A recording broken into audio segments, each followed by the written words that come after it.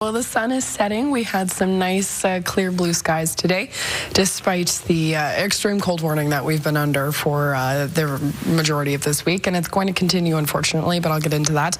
In terms of where we reached in temperatures today, our expected high was minus 25. We did reach that.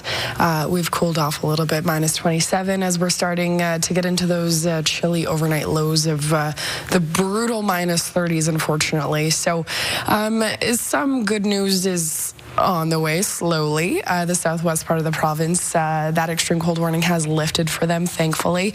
But major cities still like Saskatchewan and us here in Regina, we are still under that extreme cold, as well as the eastern part of the province, and it's still continuing into Manitoba there. So to what we can expect looking at our weather tracker, although we're not seeing any more snow, we are going to see quite a bit of clouds setting in.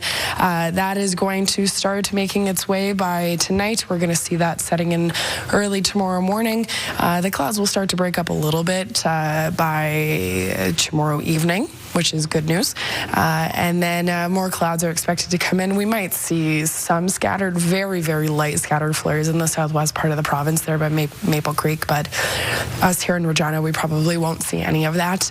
Partially covered cloudy skies by Friday for Valentine's Day, and then more clouds to be expected heading into the weekend. So then, yeah, that's really all I can tell you about what's to come. But currently, here's where we are at. Like I mentioned, those overnight lows.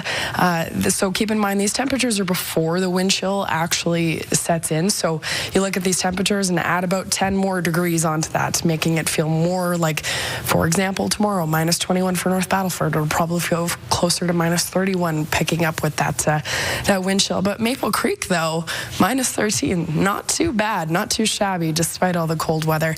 Minus 18 for Swift Current, minus 20 for Moose Jaw there. In the southeast, minus 16 for Assiniboia. So there is some good news amongst all the cold weather, but it's definitely those brutal overnight lows of minus 31, minus 27. For us here in Regina, do expect minus 32 overnight with that wind chill again, more like minus 40, minus 23 for our expected high for tomorrow. Winds fairly calm, around 10 to 15 kilometers an hour. Looking ahead to our 7-day forecast, like I said, minus 23. If you're heading out anywhere special for Valentine's Day there on Friday, minus 21. And again, you can see a continual trend here of minus 20 below as our daytime highs, and overnight lows of minus 30 there. Again, keep in mind these temperatures are before the wind chill.